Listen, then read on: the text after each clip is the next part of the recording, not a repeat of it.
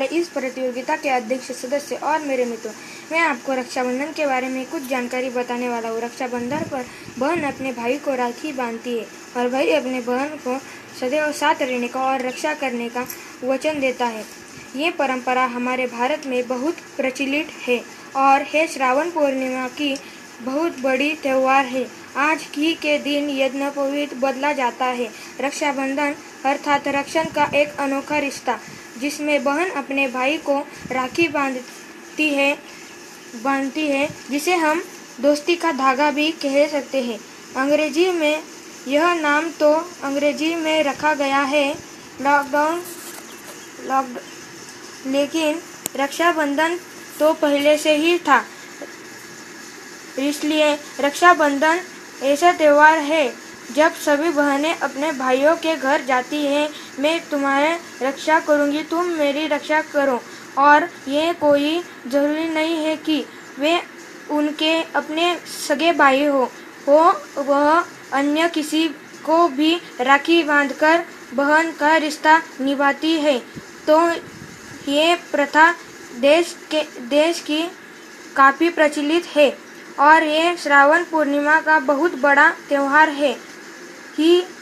आज ही के दिन यज्ञोपवीत बदला जाता है। रक्षाबंधन पर राखी बांधने के हमारे सदियों पुराना परंपरा चली आई है। प्रत्येक पूर्णिमा को सबसे महत्वपूर्ण है कि आप जीवन का उत्सव मनाएं। सभी भाइयों और बहनों को एक दूसरे के प्रति प्रेम और कर्तव्य का पालन और रक्षा का सदैव लेता हुआ ढेर सारी शुभकामनाएं साथ रक्षाबंधन का त्यौहार मनाना चाहिए। ऐतिहासिक महत्व रक्षाबंधन का इतिहास हिंदू पुराण कौवाए में है। वर्तमान नामक पौराणिक कथा में रक्षाबंधन का प्रसंग मिलता है। कथा इस प्रकार है। राजा बलि ने यज्ञ संपन्न कर स्वर्ग पर अधिकार का प्रयत्न किया तो देवराज इंद्र ने भगवान विष्णु से प्रार्थना की। विष्णु जी वामन ब्रह्मा बनकर राजा बलि से भिक्षा मांगने पहुंच गए। गुरु के मना करने पर भी बलि ने 3 पग भूमि दान कर दी।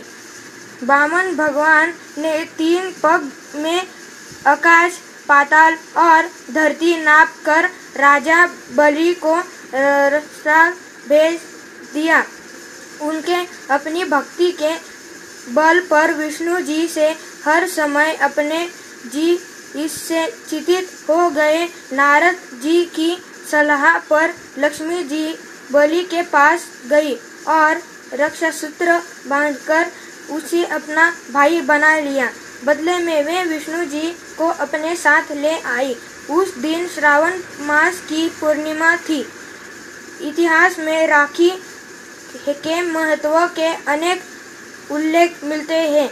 मेवाड़ की महारानी कर्मवती ने मुगल राजा हुमायूं को राखी को लाज रखते हुए कहा था कि सिकंदर की पत्नी ने अपनी पति के हिंदू शत्रु पुरु को राखी बांधकर उसे अपना भाई बनाया था और वचन लिया था।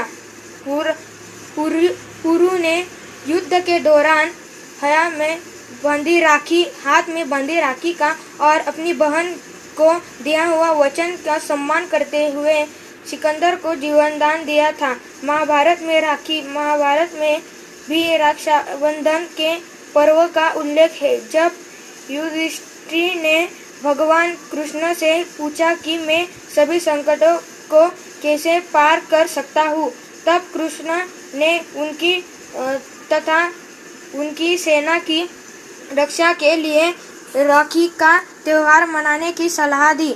शिशुपाल का वध करते समय कृष्ण की तर्जनी में चोट आ गई तो द्रौपद ने लहू रोकने के लिए अपनी साड़ी फाड़कर चीर उनके उंगली पर बांध दी। यह भी श्रावण मास की पूर्णिमा का दिन था। कृष्ण ने चीरहरण के समय उनकी लाज बचाकर यह कर चुकाया था।